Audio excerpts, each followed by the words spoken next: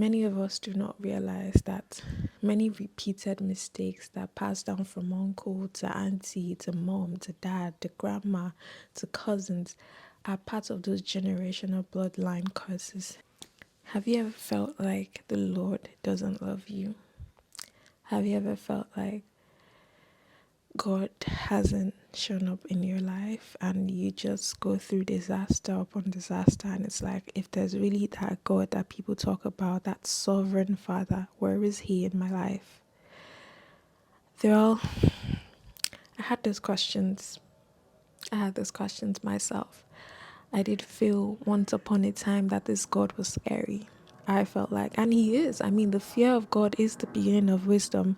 So you should fear the Lord, but not the kind of fear that the world talks about, but the kind of fear that makes you want to still know him more. The kind of fear that is born out of curiosity. It's like, I fear you because I know that there's so many things I don't know about you, that your glory is so mighty that I can't even comprehend. That's why I fear you, because no matter how much I know, there's only so much I can know. And that's why I fear you. So it's not like a bad fear. It's a good fear. It's like, I fear you and I love you.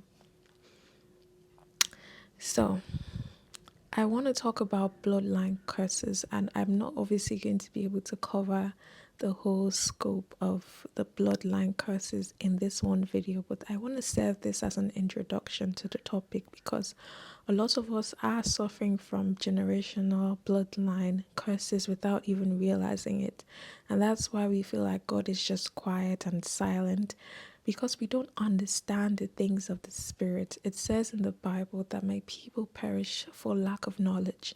Sadly, there's been many of us who have died, passed away from the lack of knowledge, of not realizing that the things that we have experienced, the record mistakes and disappointments that we have experienced throughout our lives, is as a result of the bloodline curses, the agreements that our ancestors probably made on behalf of us. Yes, it's a very possible thing. By the way, the realm of the spirit is a legal based system. And that is why the devil is called the Satan, the accuser of the brethren. That is why he goes around looking for who he would devour. He's literally tempting you so that he can accuse you. It's quite unfair, trust me. I know. And sometimes if I see that devil, I just want to give him uppercuts. I want to tussle, because he pisses me off for real. Like, the devil will only do something that God allows. There's nothing on this earth that the devil does that God didn't permit in that time. And let's not go too far, because there are many questions like, okay, why did my uncle die? Why did my mom die? Did God allow that too? Well, my dear, my darling, my princess, I do not have all the answers.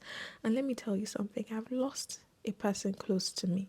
And sometimes I feel like, God, why did you have to leave her to die? You know, I still have those questions in me, but I wanted to just throw some light on. Let's circle back to generational curses, because if we stay on that matter, we'll not finish talking about it. And I don't want to have a whole argument about this topic just yet. But yeah, there's so many questions that will go unanswered. There's so many questions that we do not have answers to, sadly. And I wish we did, but I guess we just have to wait till the afterlife to speak to the great one, the Lord, the love of our life, one on one, so that he can answer those questions for us.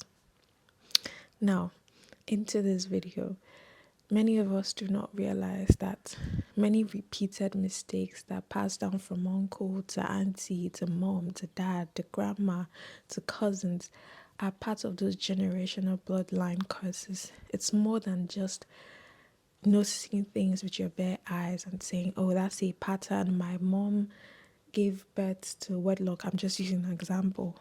My auntie had 3 kids out of wedlock, or my auntie had 3 kids with 3 men, or all the men in my family have cancer, God forbid. It's more than just, trying to have precautions or eating healthy. And while all that is very important, a plane is passing. I don't know if you can hear it. While all that is very important, it is also important to know that bloodline curses are a lot more thicker than that. It is a lot more complex, and I would continue to talk about this because it has to be known. It has to be something that we have to know about this. We can't just sit down and think we can be princesses for Christ without knowing that the devil has a finger in our bloodline because of a legal agreement that was created on our behalf a long time ago. So, if you want to know more about bloodline curses, I will be doing these videos. Let me know if you have heard about bloodline curses or this is your first time really knowing about being introduced to the concept of bloodline curses, and let me know what you think about it. And if you have, don't put your business out there in the comments, but if you have like opinions about it, let me know, because it's very interesting to see how many people don't know and how many people do know and how many people are still trying to like know how to go over these things. But yeah, thank you for watching this video. If you really like this family, please subscribe, okay? I would be very happy if you do. Anyways, thank you for watching. Bye.